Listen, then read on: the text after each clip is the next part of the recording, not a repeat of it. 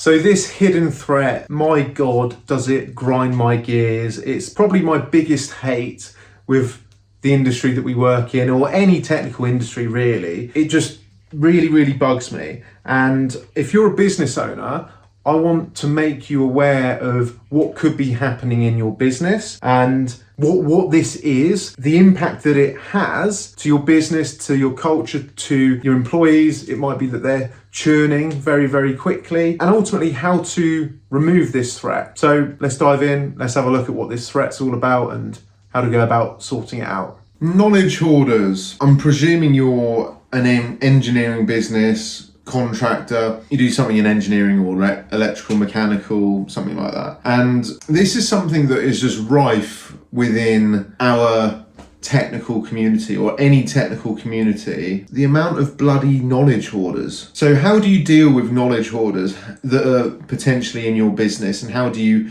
prevent them creeping in and getting a toehold in your business? So that's what I want to kind of talk about in this video. So what are they? Why are they a problem? How this impacts a business? Why this happens?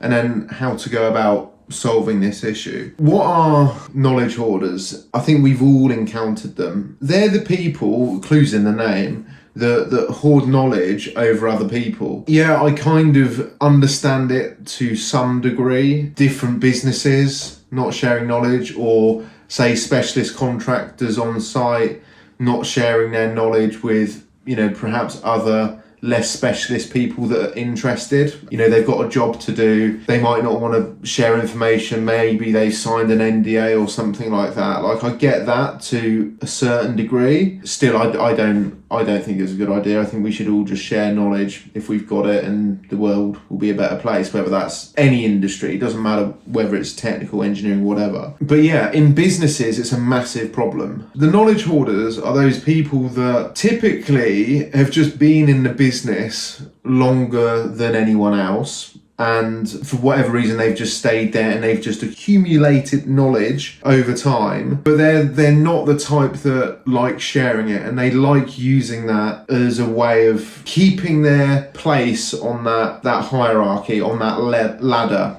of that business infrastructure. And they know that they've got control having that knowledge, so they don't want to share that because it risks them losing control, getting pushed down the hierarchical ladder, and then losing status. Why they're a problem is because they actually hold an immense amount of control over that business and over that business owner, and they can create huge bottlenecks. You're a small business, small business owner, you've got a team of 5 people, 5 engineers and maybe some office people, but let's say 5 engineers, and you've got one knowledge hoarder that's been in your business for like 10 years. The other guys are relatively new, like a couple of years, year, 6 months, that kind of thing. And you, as a business owner, you can only really rely on that knowledge hoarder to do certain things, and they know that. They use that as a way to keep control, and they don't share that freely with anyone else. They don't document what they do. You're a business owner, you're a busy person, like you don't necessarily want to lose them either, because they do have value, there's no doubt about it. But they create these bottlenecks because you can only rely on that guy for doing like a collection of things. You can't rely on the other people that are newer. So, you've got all these things that need doing, but only this one person can do it, and you've got to wait for that person to do it before you can do something else in the chain, of manufacturing, production, installation,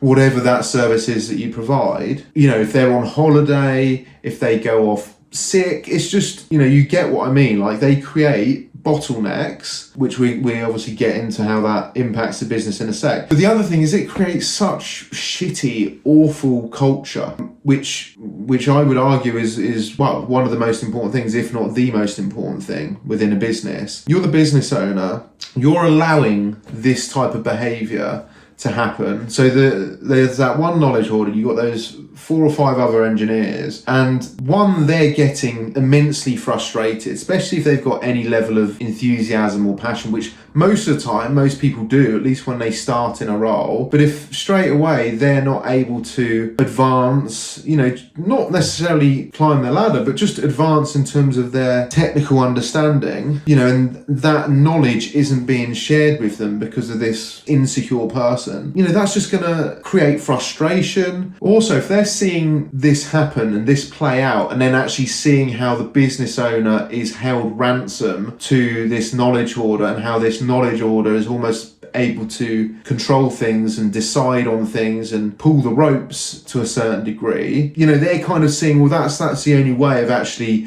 getting anywhere and progressing within this business and having a bit of authority, autonomy. That is just a breeding ground for more knowledge hoarders, and it's just not an open place of sharing knowledge. So yeah, how does this impact the business? Obviously culture, it affects the culture massively. It stifles growth, not just the individuals within that business, but the business as a whole, because if people within the business aren't growing, the business isn't necessarily growing. Yeah, you can grow it by getting more people in, but if they're coming in to an already shitty culture, that bad culture just spreads and it becomes the norm, and then it just infects other people coming in, and that's just the way it is. So that stifles growth, it prevents you from scaling, but it also churns employees again, which just stifles growth, stops you being productive, and that's just then a revolving wheel. You can't hang on to anyone because it's a shitty culture, because people aren't able to develop, because there's this knowledge hoarder that's preventing it, and you as a business owner, you kind of rely on your more senior experienced people to share that knowledge because you're busy, you're doing other things, whatever that might be. So people get frustrated and they leave because they want to grow. People want to progress most of the time. At what rate they grow at may be different for different people, but you're not going to hang on to anyone decent, anyone ambitious, if that's the type of culture that you have. And I would hope that anyone growing a business, and cares about their business, cares about their clients, and wants to do good in the world and solve problems, they want good people on their team. And that's simply not going to keep or even attract, but people don't know what they're getting into till it's too late, but it's not going to keep decent, ambitious people that want to learn, and especially in a technical industry where people are naturally curious, people are in that industry to learn and develop because there's so much to learn and develop, and it's every day's a school day, and it's exciting. Now, why does this happen? The reason these knowledge hoarders do this is, in my opinion, they just incredibly insecure. They cannot stand the thought, and this isn't the case, this obviously isn't the realities of things, but this is what's going on in their head, I imagine, is they are just terrified of anyone progressing past them and knowing more than them. They're the type of person that thinks they know it all, always has an answer to something. They're not open, they're closed off, they're closed-minded, they're not open-minded to actually learn from someone else. It's just such a stupid way of thinking, because you can't know it all. Don't even try and pretend that you can know it all, because everyone knows that no one can know it all. So just be open to learn from other people. You can learn something from everyone, whether it's good or bad. So just having that open mind. Anyway, they obviously don't have this open-mindedness. Yeah, they're just incredibly insecure and in fear of anyone knowing more than them, and because they've got this foothold in this business at this level, that's given them maybe some purpose in life, maybe some control, and you don't know what's going on in their personal lives and whatnot. They might have a shitty personal life, they've had bad experiences, whatever, but ultimately they're insecure people, which is really sad, but it is what it is, and only they can fix it. But why this happens is because as a business, and ultimately this is the business owner's fault, it's down to them. There's a couple of reasons, so let's just go through some options. Well, firstly, because you might get in, or you might have individual specialists, and specialists are great, but it doesn't work. In a small business, I don't know, let's say, I think a small business is classed as under 25 people, but let's talk more micro business, maybe 10, 15 people, where then you have that's your business as a whole, but maybe you have 5 to 10 engineers, like, it just doesn't serve the business to have specialists. You need a team of generalists that you can rely on to do a multitude of different things, because you're too small, it's too risky to have these potential bottlenecks. So you need guys and girls that are the multidisciplinary approach, like multi-skilled engineers that have some electrical, they have some mechanical, they have some hydraulic, pneumatic, maybe a bit of networking. Ideally, that's what you want. And of course, you're going to have people with different strengths in different areas. Of course, that's going to happen. But if you can have kind of a baseline for all of these things, that's good, ultimately. Now, the other thing is, and this is incredibly boring, and this is why knowledge hoarders are able to flourish, is because there's no standard operating procedures. There's no SOPs. There's no, it's all in everyone's head. And this is just like, I've seen this pretty much every place that I've ever worked at. There's actually none. There's no standard operating procedures. There might be like an onboarding guide, but there's no operations and procedures of how you go from like A to B to C to D to whatever, doing something technical, like let's just say building a control panel. And understandably, the reason being is because it's a lot of work, it's very technical, it's fucking boring a lot of the time, but it's 100% necessary to scale and to have being able to just bring people in with a certain level of understanding, them follow a procedure to get an outcome, and they might only have to follow that procedure, a couple of times, a few times for them to do it, but that's there, and like that person can now do that thing, and you get another person in, they do it a few times, that person can now do that thing, and like, yeah, they might go off and specialize in a certain area, but a year later, whatever happens in your business, that person can always come back, and even if they've not done it, they can follow a standard operating procedure and do the thing. So this is what allows businesses to scale, because you can ultimately, and if you make it idiot proof, anyone can come in and do it. Now obviously, putting these SOPs together, they change over time, or you need to kind of go through the process yourself as a business owner or a senior person within that business. You need to go through this process multiple times, work out what the most logical, most time efficient way of doing it is, and till you kind of got it like 95% of the way there before you actually put in the time to actually document this into a procedure. But engineering firms, they just don't have them in place. And this is something that I'm going through the process of doing now as we are starting to scale. Once I've done it, like, I don't have to worry now. That's documented, that's done, and I can just bring people in and they just need to go through that, and then they're up to speed. And then if they don't get the outcome, or the outcome is not as I would expect it, it's like, have you not followed the SOP? Like, what don't you understand within the SOP? Which is good, it can give me some feedback, which maybe I've done something wrong, I can modify that SOP, I can add to it. Something's not clear, like, we need people to go through it firstly to understand it, again, to make it a scalable thing. But like, if it is all done correctly, it's like, well, why isn't the outcome that I can achieve, that other person can achieve? Like, why can't you achieve it? And it's a good way to identify if someone can identify instructions and is coachable early on. Because if they can't follow a step-by-step procedure, either there's a problem with that procedure or it's a problem with them. And obviously you don't just get rid of them there and then, you work for them a bit, but if they can't still work it out, it's like, look, it's not going to work out for you here, I'm afraid. So it's a good way to quickly identify whether you've got someone that's capable or has potential or hasn't got potential. Now the other thing, and I don't know whether this is an actual term, but you've got SOPs, standard operating procedures, and you can't really say it in the same way, but STPs, so standard training procedures. So this is another thing, and this can be woven into standard operating procedures, SOPs, but you need training. And this comes back to the first point of having like a team of generalists. I mean, if you've got specialists in different areas like mechanical, electrical, networking, let's say, whatever it is that you do within your business, like, you can have that specialist create STPs, standard training procedures, so you can get people in from different backgrounds, different expertise, and you can have them train them in the specific area to get them up to a certain level. They're never going to be as good as that specialist, but you can at least get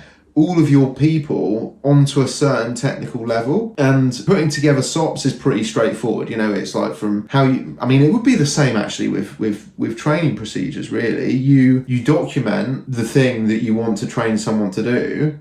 Actually, it's exactly the same as a SOP, but you just might have to give more, rather than step by step, you might have to explain the reasoning behind doing these steps, so they're actually learning, why things are being done that way as well, if you're actually training someone in a technical capacity. But yeah, that's why it happens ultimately, is because there's no standards in place, whether they're operating procedures or training procedures. Now, how do you go about solving this? The first obvious thing, which we just touched on, is create SOPs, create STPs, standard training procedures. And it's so, I get it why people don't do it, because I don't want to do it, but it's short-term thinking, because you just want to keep moving, like growing. But then what happens is, and this is the problem, not only do you end up having knowledge hoarders, but it creates other problems in your business as well, because you're growing, but then you've got no foundations, no procedures, no structure in place as you grow, and then you can only get so far. And if you carry on going past that, just everything ends up breaking, because you just can't scale. You haven't got that infrastructure. So you need to sort of grow, put the infrastructure in place, put the procedures in place.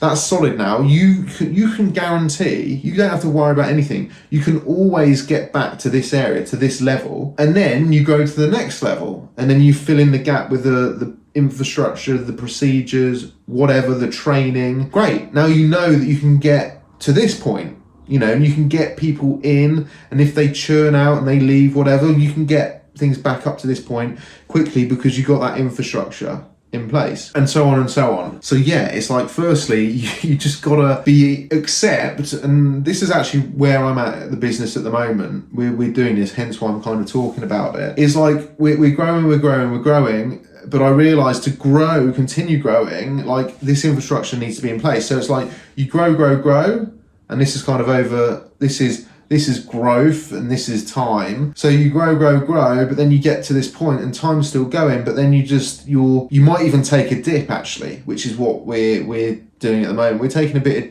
of a dip, but we're working on these things. So yeah, we take a dip for a bit, or we stay the same for a bit, but now we can move to the next level. So yeah, creating standard operating procedures and trainings. And then the second thing is, don't tolerate it. Just don't allow, and you might have, this is the problem, if it's been so long, these knowledge hoarders have been in your business for however long, it's difficult. I get it, it's difficult to not tolerate it because you have been tolerating, but you need to start switching the culture of the business, putting these SOPs in place to enable you not to tolerate it. And obviously you've got to be careful how you balance this, because you don't, in some cases, depending on how much control this knowledge hoarder has, you don't necessarily just want them to get pissed off, throw their toys out the pram and leave, because that could leave you and your business in a pretty shitty situation. So you've got to manage it intelligently, but you can't, in my opinion, this is your business, you do however you like. Do things however you like, but I just don't think it's a long-term play. You're not going to have a good culture of a growing business if you allow that type of thing to happen, and those type of people to be a part of your business. So yeah, as a business owner, it's just you can't tolerate that kind of thing. I would never tolerate that, and I would be, as soon as I identify someone like that, I'd firstly be well, what have I done to allow that to happen? And then I'm nipping it in the bud immediately. And if that means getting rid of that telling them, having a frank, honest, open conversation. This might be the other thing that allows this to happen, is having difficult conversations is difficult and people don't want to have them. But as a leader and a business owner, if you actually care about your business and you care about the people within your business, and the people that you serve and the problems that you solve, you got to do this. You got to have these tough conversations. And if that means upsetting people, it is what it is. So it's having these tough conversations to let them know that it's not going to be tolerated, it's not going to be accepted, so they need to